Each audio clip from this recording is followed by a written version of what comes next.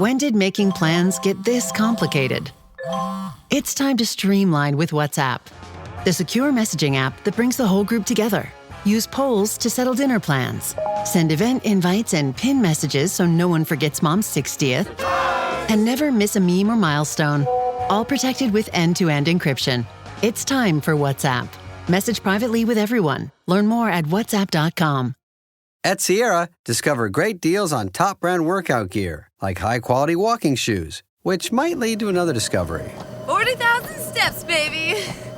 Who's on top now, Karen? You've taken the office step challenge a step too far. Don't worry, though. Sierra also has yoga gear. It might be a good place to find your zen. Discover top brands at unexpectedly low prices. Sierra, let's get moving. This episode is brought to you by State Farm. Listening to this podcast? Smart move. Being financially savvy? Smart move. Another smart move? Having State Farm help you create a competitive price when you choose to bundle home and auto. Bundling, just another way to save with the Personal Price Plan. Like a good neighbor, State Farm is there. Prices are based on rating plans that vary by state. Coverage options are selected by the customer. Availability, amount of discounts and savings, and eligibility vary by state. This is the Dan Le Batard Show with the Stugotz podcast. After all these years, it's still incredibly soothing to see Roy shovel giant Doritos into his mouth. It's 11:15. I'm hungry, man. I'm sorry. He has been eating Doritos from vending machines for 20 years. His main nourishment is just Doritos. You eat nothing more than Doritos. It's nice to see, is all I'm saying. Now it's just a drawer, though. It used to be a vending machine. We've moved up. I know. He's got endless access to Doritos. I've heard it's hard to keep the Doritos in stock. Before we get to Rachel Nichols, one of our favorites, the Emmy Award-winning journalist, she's now with Fox Sports and Sports Illustrated. Before we do that, though, we've had some complicated subject matter in the morning. Jeremy is here to simplify it at the whiteboard. Let's go to Jeremy real quick. Jeremy, catch Rachel up to date, catch everyone up to date on everything that happened with the unusual FBI probe into basketball this morning. Thank you for also introducing me as a rightful Emmy Award-winning journalist, Dan. We have Terry Rozier, Chauncey Billups, and Damon Jones implicated by the FBI, arrested by the FBI. And we've got some interesting ties here of different people to these folks that we think may or may not potentially allegedly be implicated. So we look at Rick Pitino first. Rick Pitino, of course, coached both Terry Rozier and Chauncey Billups. He also looks like a mafia member. His son, Richard, coached at FIU. Now, who else is a prominent FIU face? That's right, one Billy Gill, who recently left our show. Then, of course, we could look at who Billy has a jersey of. We're talking about the ever eloquent Tua Tagovailoa. Could he potentially be involved? But when we look at Terry and Chauncey, those are both former Boston Celtics. How is Paul Pierce potentially involved? Mike Ryan's best friend. That's the question that we have to ask. Of course, maybe even Kendrick Perkins. We know that Paul Pierce has a mutual hatred with one LeBron James, and we all remember what was going on in the 2010-11 finals. What happened there with LeBron? Could questions potentially be answered? You know, of course, he's former Cavs teammates with Damon Jones. That ties everything together there. Of course, Damon Jones was not in a system with the Los Angeles Lakers, as I insinuated last hour. Out, then with these LeBron, are all tenuous connections. Oh, he was just about to get to Ipe, LA, Ipe. There's a tie there. And of course, the ever-loved by this show, Sidney. I don't remember Chauncey Billups' Boston Celtics career. Was that before everything? That was before everything. He was drafted there. Thought to be a bust. Rachel Nichols is with us now. I should tell people, if you want more Jeremy, generally not a sentence we say around here, pitch clock is coming up at the end of the hour, but there's plenty to talk with Rachel about, and I want to start with the news of the day. Hello, Rachel. Can you tell us what your reaction was? I know that you've got something of a relationship with Chauncey. I don't know the depth of it, so what can you tell us about the news this morning? Well, I don't gamble with him, apparently, so there's that. He's been leaving me out of that. Is the allegation that Chauncey knew the games were rigged? Because that's the thing about the gambling, like the poker stuff, that they're rigged and that the crime families brought rubes in saying you're going to gamble with a professional athlete. Fish. Thank you. Jeremy, is that on your board? Fish? Because I think that art. Well, nice. The Miami Dolphins, of course. Now, dolphins, we all know, are mammals, not fish, but it's an interesting tie. Not helpful. Just saying that the allegation is that people were brought in being like, you too can gamble with an NBA Hall of Famer. So is the idea that he knew that the games were rigged? Yes. So that you're basically just stealing money from suckers. I mean, professional athletes do that all the time. That's right. What did you think of it as far as crimes go? Because everyone's saying he's going to lose his job. He's going to immediately lose his job. Look, he's not coaching tonight. I know that. I'm pretty surprised. Chauncey's a pretty stand-up guy. I mean, that's really why he's in the Hall of Fame is as a leader. Not necessarily as the greatest basketball player on earth. He led those Detroit Pistons to a title no one expected them to get and had a long career where he was in a lot of stops as sort of one of the better leaders in all of sports, which is why he got his job. So I'm pretty surprised at him. I got to tell you guys, not surprised at Terry Rozier or Damon Jones being involved in either one of these things, as I'm sure neither are you. Yeah, not terribly. No, that's correct. No. It is not. I mean, I don't know if this is also connected to the Gilbert Arenas arrest that happened just a couple months ago here in Los Angeles, that Gilbert has taken so seriously that he filmed a video of himself dancing down the steps coming out of federal jail to beat the charge. So I don't know. I mean, he hasn't beaten it yet. I just mean that he says he's going to, because wasn't me, that kind of situation. He was not named or implicated today. Were you surprised at all by the story this week that was making the rounds? I think most people think of Russell Westbrook as authentic, as always real, always raw. The reporting around him suggesting that Westbrook thought that LeBron was a pretty total phony. Were you surprised by that? Who could be surprised by that if you paid attention to the NBA in the last, 10, 15, 20 years at this point? I mean, that's definitely one of LeBron's raps, right?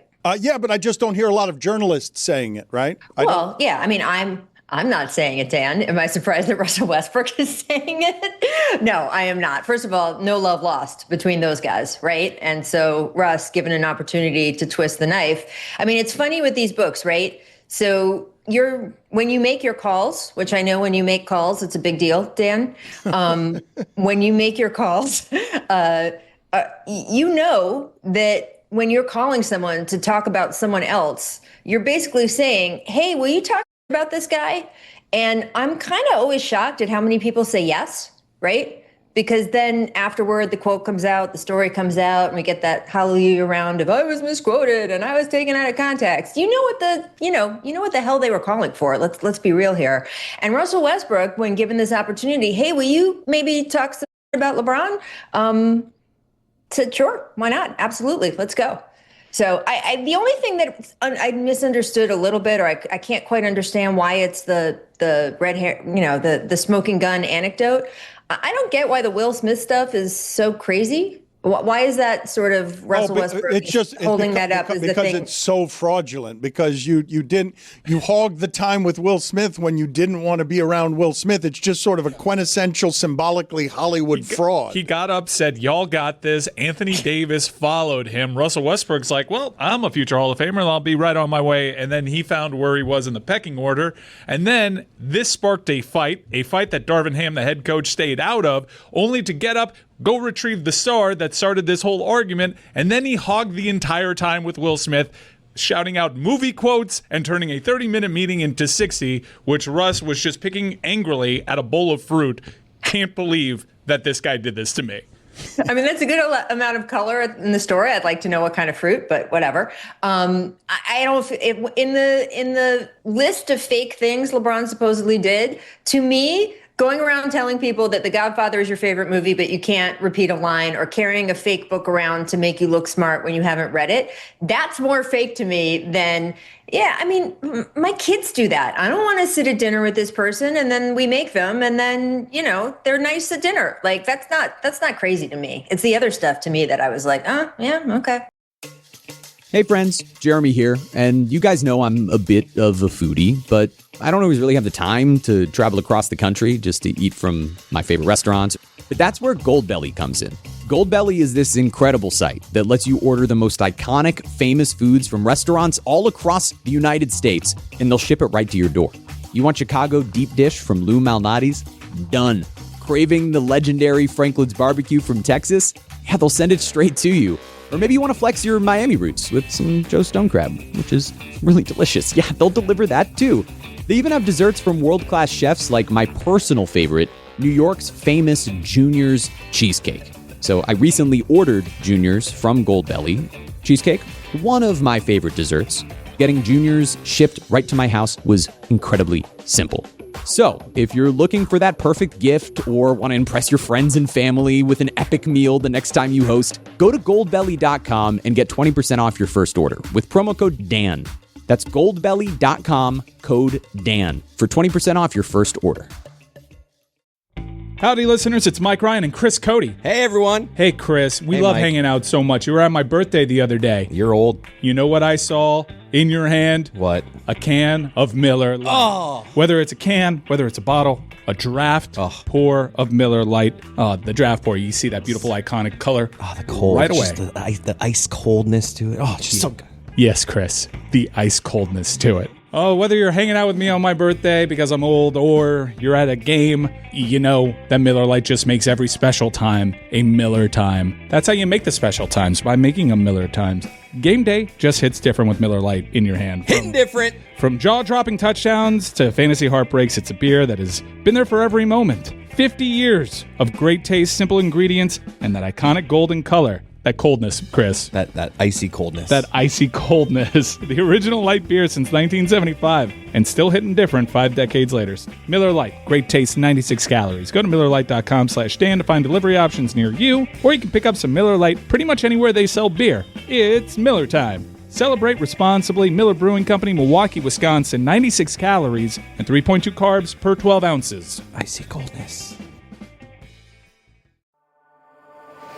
Quick break here to talk to you about the official ticketing partner of the Dan Le Batard Show. Folks, it's Mike Ryan. You know how much I love this product. I use it frequently. I'm often buying tickets on the secondary market. And for me, Game Time has always been the best place to go for NFL tickets, concert tickets, comedy shows. It's just the best. Here's why. Zone deals, favorites, panoramic seat views, the lowest price guarantee, where Game Time will credit you 110% of the difference. I love that thing. Game Time's ticket coverage. Your purchase is covered with the most flexible customer service policy in the ticketing industry. You get all those guarantees, pal. Join what many in our show have already done. They download that Game Time app. Because Game Time guarantees you can trust you'll be getting 100% authentic tickets on time and at the best price. Plus, fees are always included, so what you see is what you pay. Take the guesswork out of buying NFL tickets with Game Time. Download the Game Time app, create an account, and use code DAN for $20 off your first purchase. Terms apply. Again, create an account and redeem code DAN for $20 off. Swipe, tap, ticket, go. Download the Game Time app today.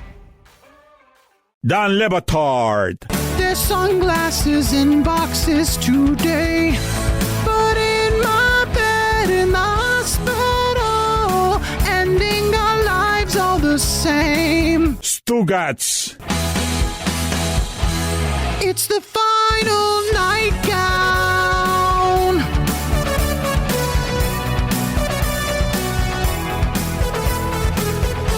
This is the Dan Le Batard Show with the Stugotz.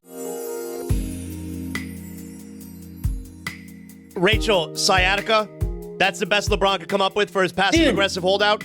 Okay, so which one of you guys just had a baby or is about to have a baby or there's a baby coming? I had a baby recently. Okay, was your wife, did she have like sciatica or any back issues? She had a little bit of back issues, but we got a firmer bed. Aren't you special? No, we do. I don't need to hear about your bed with your wife. No, Okay? I'm saying I got Not the bed question. that fixed your sciatica is what I'm saying. That's The question was not about how you and your wife sleep together. The question was, did she have back problems? She did. I had twins. My two children are twins. And when you have twins, they really, I mean, there's a lot in there, right? There's two people in a space for one person, and they press on your back and your spine. I had really bad sciatica for part of my pregnancy. It sucks. It is literally one of the most painful things I have ever been through. So I don't know if he actually has sciatica. I assume he does because it's such an old man injury that it makes him, it's just like the jokes write themselves. But it does suck. It is really, really unpleasant. So, and there's not much of a cure. There's not much they can do for you. You have to basically stretch a lot. They give you a lot of PT kind of stuff and, massages and whatever, but you just kind of have to wait for it to go away. So I'm with him on the sciatica. If he really has sciatica, which I assume he does, guys, like why would he want to fake missing the beginning of the season? He's in a little bit of a pissing contest with the Lakers about how valuable he is. Him saying he's more valuable than they think he is, which by the way is the first time in his career that's happened. And so I don't think he's faking not being available. No, but Rachel, you questioned why he would not want to be available and then totally explained why he would not want to be available. But not for an injury. So they're basically saying you old, and he's going to come up with the most old man injury ever to prove their point and why they shouldn't pay him for the future next year or two. I mean, come on, man, you'd fake like something else. He would have faked. I don't think he'd fake all. It would have been a cooler injury. Yeah, you're like, oh my God, I can't play. I've got whooping cough, like whatever. But this one seems awfully manufactured in terms of a resentment. You can't see it? No. In terms of a resentment for a franchise, because this is how it always. It feels like, having viewed a couple of these LeBron breakups with the teams that he's on, he always holds on to something, some bit of resentment. With Miami was, you aim to seed Mike Miller, and these things end up like coming back. But with the Luka one, this one is hard to follow because the New York Post had an article about this where LeBron pretended to react WTF to the trade news as Anthony Davis leaves the group chat. All the reporting on this was LeBron knew that Rich Paul's client was leaving. No, but it's what Chris Bosh says about you don't know the sacrifices you're making until you make them. He thought Luka was coming over to be Kyrie, not to be LeBron. He was coming over to be his running mate. He's a smart basketball guy. Is this just LeBron being married to have some resentment? Doesn't want to be the bad guy on the way out, and it's just particularly lazy in terms of resentments that he holds on the way out? He doesn't want to leave. So I don't know if it's the same situation. I think this is totally new in LeBron land. I really do. I think this is him coming to terms, or probably not at the moment yet, coming to terms with the fact that it is not all about him. And by the way, it's been all about him since he was like 10. So if your entire life, when you're 10, by the way, you've been sort of conscious of the world for maybe 3 years. So except for 3 or 4 years of his like conscious existence, he's been about him, and everybody's wanted him, and everybody has wanted to do whatever he wants them to do. And for the first time, literally for the first time, certainly in his adult life, but even before that, the Lakers are not interested in doing what he wants to do. And whether he knew about the AD trade for Luka or not, I promise you he had no say in it, because they are definitely not planning around him. And the thing he's most upset about, and the reason we saw all these, ridiculous, I'm wearing a Cleveland hat that says home, and I'm practicing on the Cavaliers practice court because, I may leave. And also when I come back to LA, I'm practicing on the Clippers old practice court. And, I'm taking a picture with so-and-so. All of that ridiculousness is about him trying to do what he has done to teams over and over again, which is cause a fuss, being like, I might leave. And the difference this time was that the team was like, meh, okay, sure, if you want to, we've got the other guy. And I think that is something he even right now can't quite sort of come to terms with, because it's never happened to him before in his entire life with anything. Imagine, if you're Dan Le Batard, it's probably the same way, right? Like, imagine that everywhere you went, all the time, people just wanted to give you everything you want. And then all of a sudden that stopped. That's your life? The most important public thing. It's wonderful. Isn't it amazing, Dan? You've mentioned your twins here. You talked about the idea of since 10 years old. I've been curious, and I've not asked you this question before, what it's like for you to go to your kids' games. I would imagine that the parents are always asking you for information. Well, yeah.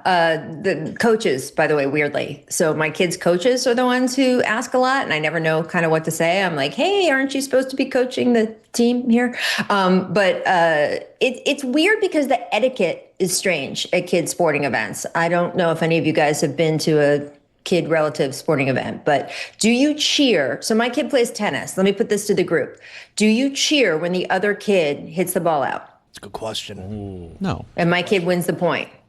Yeah. You gotta give a Which fist pump. seems like a big point. Yeah. Give a fist pump. Was it a tricky shot that forced the error? No.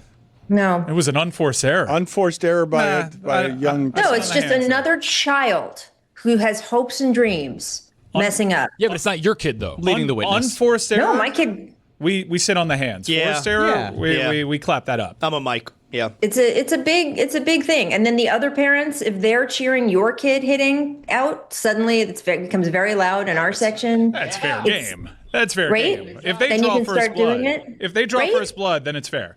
I know, but then someone new will come over and be like, oh, "You're cheering Well, a 12-year-old making a mistake." Well, How allow could me you?" allow me to catch you up. They drew first. Exactly. Blood. That's how this works.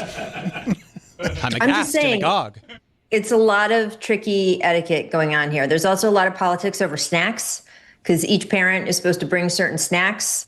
I know that Doritos apparently are what I should be bringing, but what flavor are the Doritos, by the way? Nacho cheese.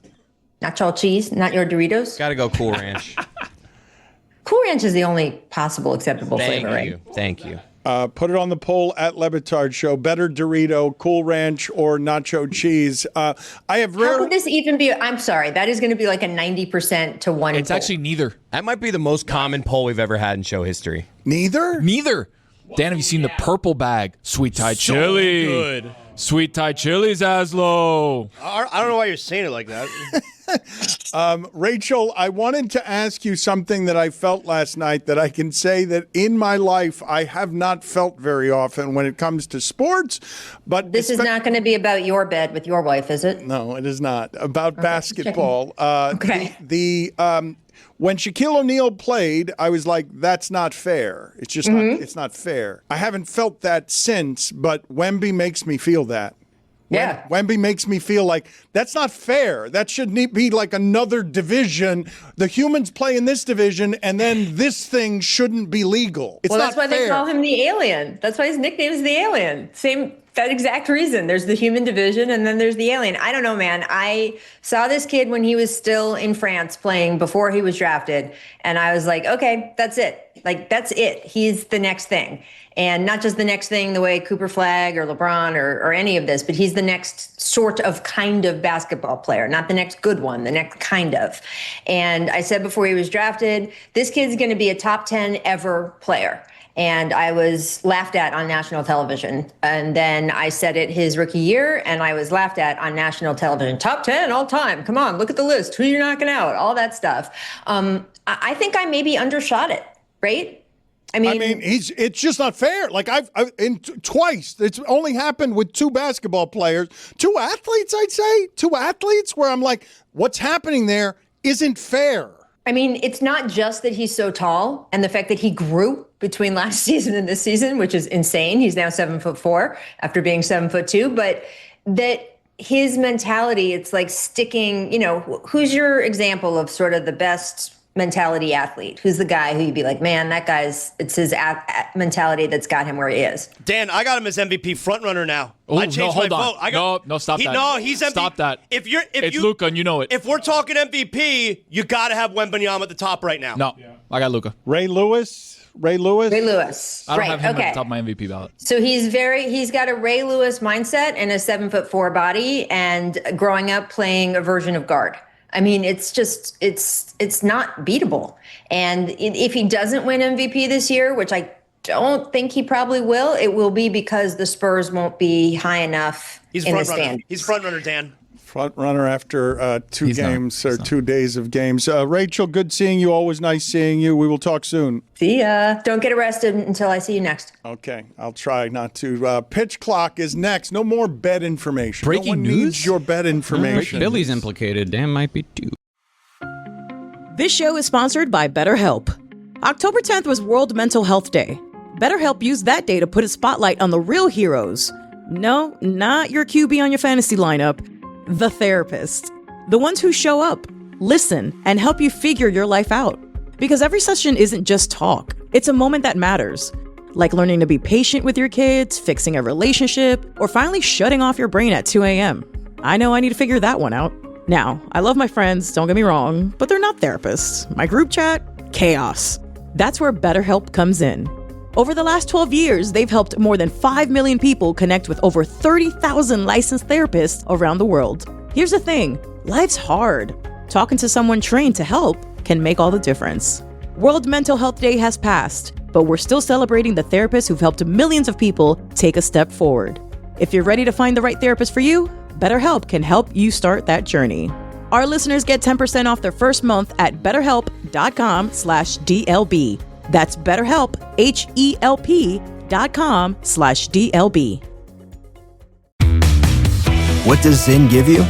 Not just smoke-free nicotine satisfaction, but real freedom. Freedom to do what you love and choose your rewards. With Zyn Rewards, you can redeem points for premium tech, outdoor gear, and gift cards to your favorite retailers.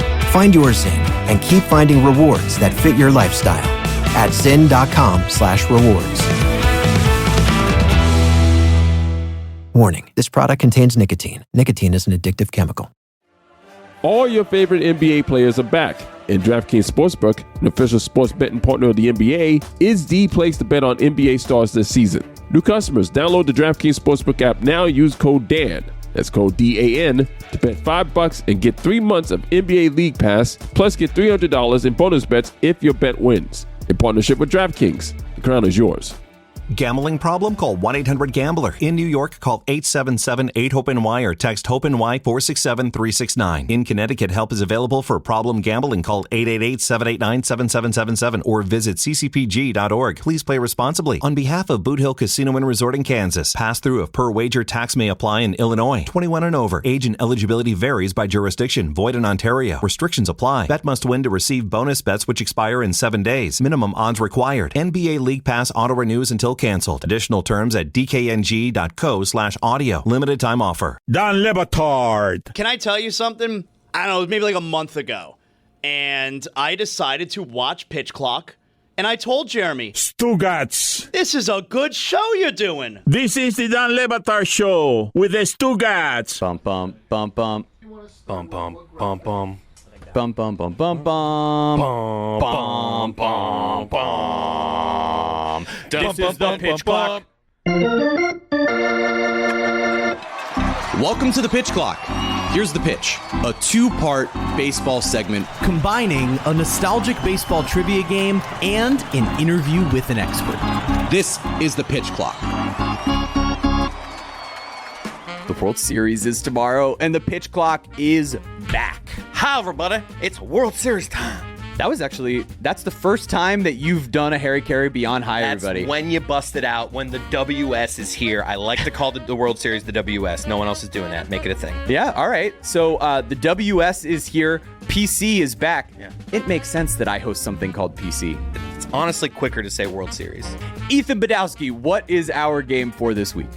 Last week, we played a game involving World Series MVPs from 2024 to 2009. And Chris Cody said, this is out of my wheelhouse, so let's get into my wheelhouse. I thought that is a dangerous game for Chris Cody. So, open your folder. Which one do we Behind the blank piece of paper, there is a sheet with logos on it. It's simple. It's 3 strikes and you're out, and it's just the same as last week. These are the World Series MVPs from 2008 when the Philadelphia Phillies won to 1992 when the Toronto Blue Jays won their first of back-to-back World Series. And just so everybody is reminded at home, there was no 1994 World Series. So it's 92, 93, then it jumps to 95, and then the rest of the way to 2000. Yeah, of course. We definitely remembered that. So thank you for letting the audience know. So Chris Cody struck out on the World Series MVPs. So Jeremy, actually, it is your honor. You are going to go first on these World Series MVPs. Okay. I'm going to go ahead and start with the 2004 World Series MVP, David Ortiz. That is incorrect. How would you do that? Why would I do that? Why wouldn't you take the ones that you know I know? Because I'm bad at this. Simple explanation, I guess. Yeah, that's pretty much it. All right, I'm going to go 03 Josh Beckett. That is correct. Yeah, I know. 1992, Joe Carter. That is incorrect. Are you Even though he hit the home run, I believe. No, he hit the home run in 93. That's 2 strikes. Oh, good. Thank goodness. But why would you say that? I swear I was about to do it regardless. I'm doing it. Okay, do it. 93, Joe Carter. Incorrect. Oh, thank God. I have 1 strike. All right. You have 2 already. Everybody needs to relax. All right, it's time for World Series coverage, and of course, it has to be Adnan Virk of MLB Network joining us as our 2025 MLB expert. Adnan, I'm going to ask you to, despite your maple leaf on your hat, put your biases aside after the first question, because the first question goes back to the ALCS. I want to talk to you about everything going on here in what was an unbelievable American League Championship Series, because we did only like 4 minutes of it on the main show. So, what did you think of the Toronto Blue Jays coming through in that epic series in the ALCS in Game 7 with what George Springer was able to do with the biggest homer since Joe Carter for Toronto, and of course what Vladimir Guerrero Jr. was able to do offensively as well? Yeah, we might as well start calling the cardiac kids, Jeremy. What these guys are able to do with these comebacks is remarkable. I mean, when the Jays went down 0-2, and I was at that game to the ALCS, I mean, it was just a lead balloon. Like, you lose 2 games at home, you're pretty much cooked. You know, the stats suggest 11% chance of coming back down from an 0-2 hole, and particularly lose it at home the way they did, you thought it was over. But this series was so unpredictable. Game 1, the Blue Jays were supposed to win because the Mariners are coming off a 15-inning marathon. The Jays were at home, well-rested, had Kevin Gausman, but they lost. Game 3, the Mariners were up 2-0. You know, this is it. Might be a sweep. Jays come roaring back to win 2 games, and their offense is alive. Game 5, they have all the momentum, but Gino Suarez goes deep. And then in Game 6, Trey Savage is fantastic. And in Game 7, you mentioned the Springer dinger, which will be forever memorialized from Vancouver to Halifax as they're going wild throughout Canada. It's amazing because this Blue Jays team really has captured the attention of my entire home and native land. At the Flames game, they're literally announcing the goal and the home run, and people start cheering. I was in Montreal for that game, and it was amazing. The Sabres Canadians, people watching the Blue Jays game, being wrapped with attention. And I just think this team has shown incredible resolve, incredible character, coming back from these deficits, down 2-0, down 3-2. And Springer specifically, I mean, that was a brutal injury. I mean, that knee contusion after getting drilled by that ball, it looked like when Tiger Woods would swing and like he just crumpled, like he just had no strength in his legs in Game 6, but Springer was willing to do it, like just will himself to it. Game 7 looked a little bit better, and that swing of Eddie Batard, Edward Bazardo, will be forever remembered by Blue Jays fans. As you said, the most important one since Carter. Vlad has a series to remember. 442, he hit a 930 slugging. 1440 OPS is the 7th highest ever in a single postseason. He's been monstrous, and the Jays were able to come through. Just one last thought as far as how much it's captured Canadians. 6.8 million viewers watch Game 7 on Sportsnet. At least 11.8 at least watch part of it. That's a country of 41 million. So do the extrapolation. In a country of 330 million like America, that's like 85 million people watching a baseball game. That's nuts. Unbelievable. That's amazing, and it's in part because Vladimir Guerrero Jr. put on that Superman cape. It makes all the sense in the world that in Game 1 against the Yankees, I believe that was, where he dove and literally looked like Superman. All right, it's time to put the Canadian biases aside, okay? I know that's going to be difficult for you. We got to actually break down this series, and you know, it feels like the Dodgers' bats can come alive at any given moment, right? We saw it with Shohei Ohtani in Game 4 as they clinched against the Brewers, but the storyline's really going into this World Series. It's the Dodgers pitching against those Blue Jays bats led by Vladdy. And really the question I have for you here, with that starting pitching being as dominant as it is, how do the Blue Jays bats compete with that Dodgers pitching and make this a series? Yeah, LA has the advantage, no doubt about it, Jeremy, because that's starting pitching. I mean, they literally have 4 aces on that team. They've starting pitching is a 1.5 ERA, and they pitch deep into games, right? Snell got 24 outs against the Brewers. Yamamoto got 27 outs. Glasnow 17, Ohtani 18. So they're pitching at least into the 6th inning, which is a huge recipe for success for this Los Angeles team, and they just have dominant wipeout stuff. So for the Blue Jays, the good news for them is, and you're right, that is the matchup. It's Jays offense against Dodgers pitching.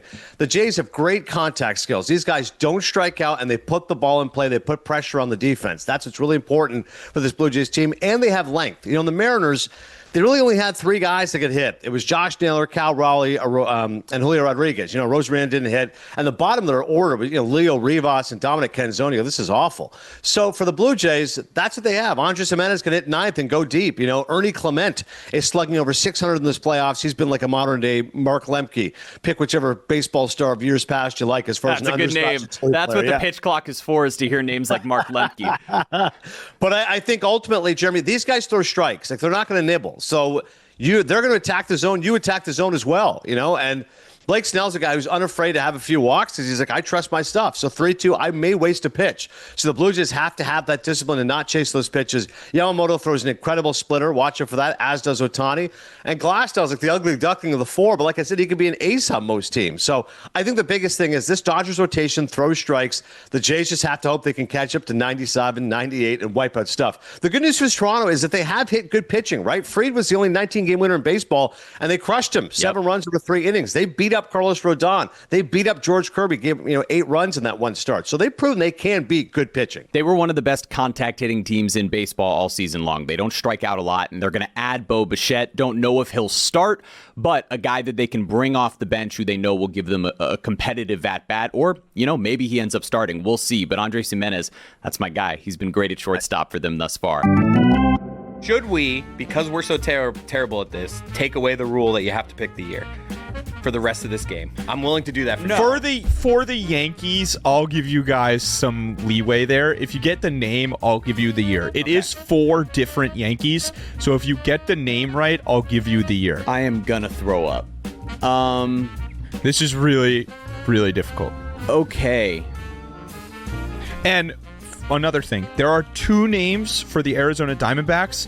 If you get one of them, I'll give it to you.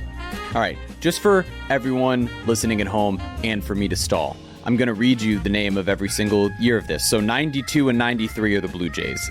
Skip 94. 95, you have the Atlanta Braves. 96, the Yankees. 97, of course, the Marlins. 98, 99, 2000, that's the Yankees. 2001, the Diamondbacks. 2002, the Angels. Then we've got the Marlins again in 03. The Red Sox, where it was not David Ortiz in 04. The White Sox in 05, the Cardinals in 06, the Red Sox again in 07, and the Phillies in 2008. Guys, I am not feeling confident about a single one of these now. There's 2 of these that I can't believe I didn't just take Beckett and get on the board. Yeah, it was wild. Okay. You were ahead, so if you just get one right, then I can start the trend of getting strikes. We all decided together that the rule is just if you name a Yankee, for the correct. It doesn't matter what year. It doesn't matter what year. There are 4 Yankees, and they're all different. One of them has to be Derek Jeter. Correct. Derek Jeter was the World Series MVP in 2000. Okay, I thank don't God. like that I made that rule. I'm going to get crazy. Here. Darren Erstad, Angels. It is not Darren Erstad. I'm gonna try it. I'm gonna say that the 2007 World Series MVP was David Ortiz. That is incorrect. You gotta be. So he loses. So I gotta get one here. Well, Cody, here's what we'll do. No. If you get this right, you clinch. If not, we'll go to first to 3. In that case, because you're both on the board, right? So it'll be first to 3 right. Okay. So if you get this right, Cody, the game is over. You win. But if you get it wrong, then we're gonna go first to 3. That's a great idea. Such a boring thing to guess the Cardinals, so I'm gonna go for the one here. I'm gonna go for the one. It's kind of like Darren Erstad. I think I just can picture the White Sox and the MVP, Paul Konerko. It was not Paul Konerko, so we are still alive. Knew it wasn't Paul. Go ahead. No, I didn't know it. I didn't know it wasn't. Guys, folks at home, I'm so sorry. It proves that we're not cheating. All right, Adnan, I want to get to some of the key factors here. So we'll just start. Both the Dodgers and the Blue Jays. Who's going to be the most important pitcher and the most important hitter on each of these teams in the World Series? Well, I think obviously for the Blue Jays, it's Vlad. I mean, he's been carrying this offense so far. It's been remarkable. There's no reason that shouldn't continue. If the Dodgers slow him down, that's a problem. But he's the one guy that can flip this entire script, this entire series. He's been that unstoppable. He's been Judge-like, Ruthian, Barry Bonds-like, etc. Pitching-wise, I think, Savage is critical for them. I mean, he might start game 1. Think about that. Because Kevin Gausman will be starting on 3 days rest, and we only threw 19 pitches in that game 7. I personally would start Gausman, but I think Savage, a 22-year-old who started at single-A Dunedin Eden, could be starting Game 1 of the World Series and again Game 5. 22 years of age. He's absolutely critical for this Blue Jays team. If you Savage pitches well, that will really set the tone for this Blue Jays team. He's a guy, by the way, like for everyone to understand who hasn't been following this. He had 3 starts in the regular season in the major leagues. He's made 3 starts in the postseason. Game 1 of the World Series could be his 4th. That's nuts.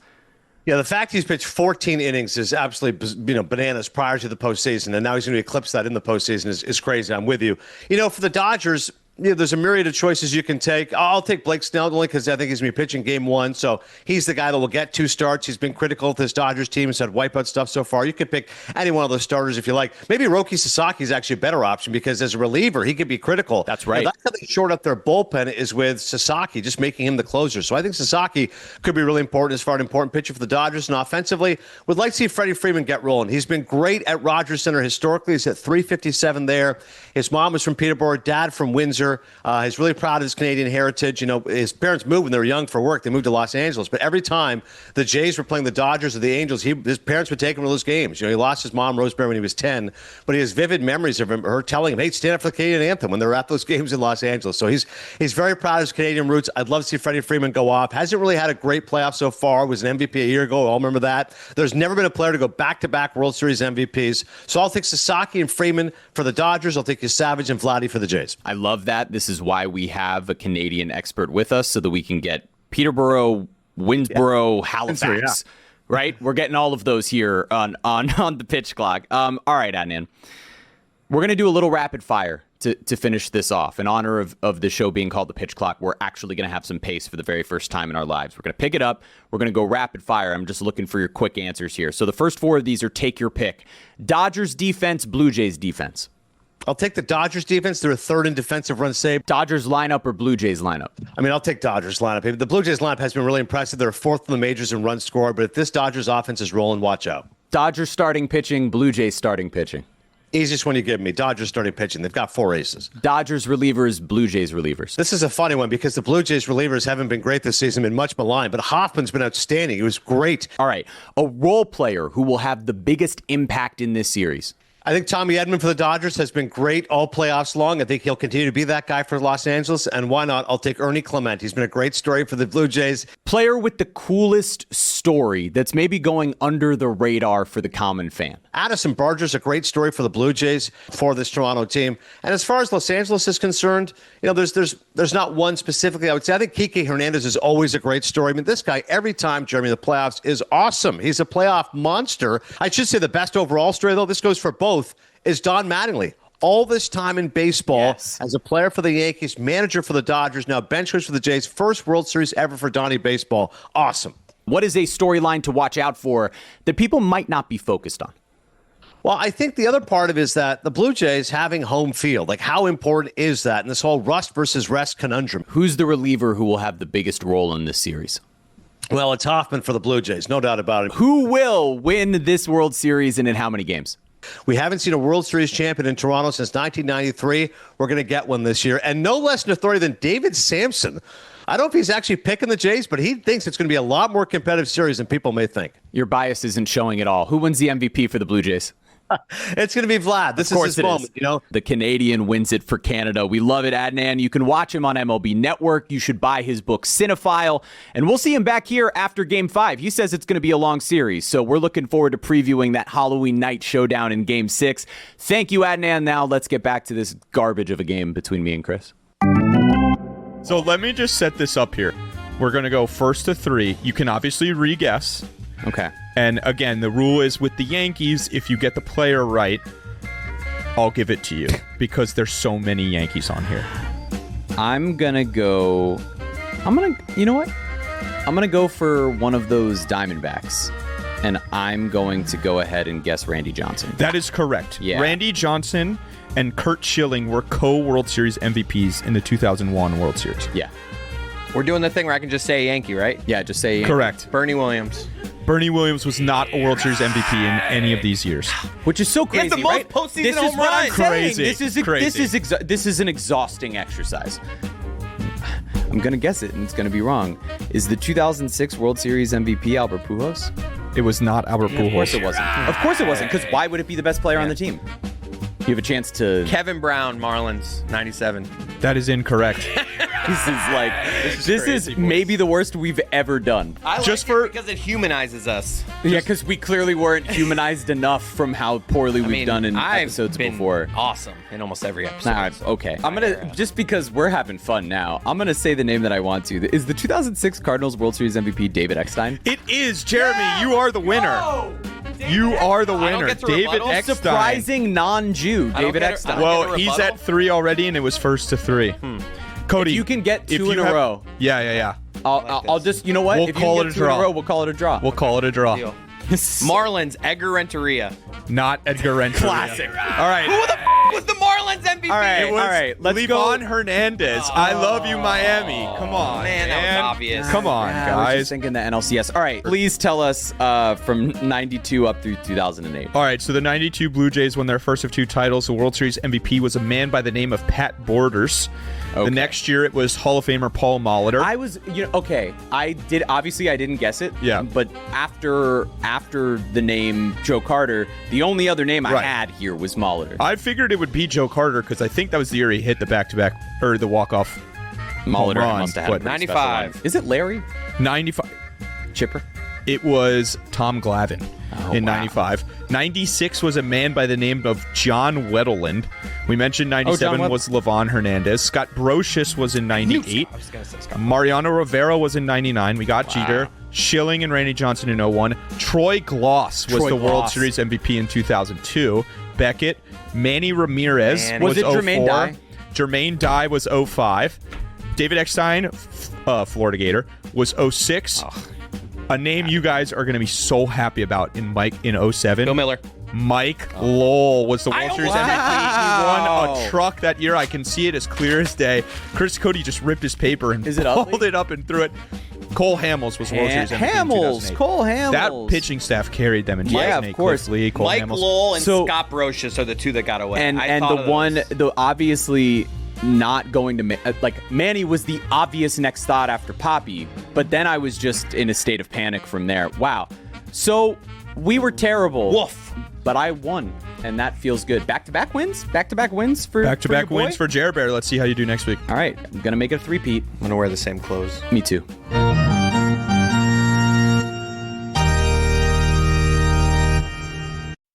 Howdy, listeners. It's Mike Ryan and Chris Cody. Hey, everyone. Hey, Chris. We love hanging out so much. You were at my birthday the other day. You're old. You know what I saw in your hand? What? A can of Miller Lite. Oh. Whether it's a can, whether it's a bottle, a draft pour of Miller Lite. The draft pour, you see that beautiful iconic color the cold. right away. Just the ice coldness to it. Oh, it's just so good. Yes, Chris. The ice coldness to it. Oh, whether you're hanging out with me on my birthday because I'm old or you're at a game, you know that Miller Lite just makes every special time a Miller time. That's how you make the special times, by making them Miller times.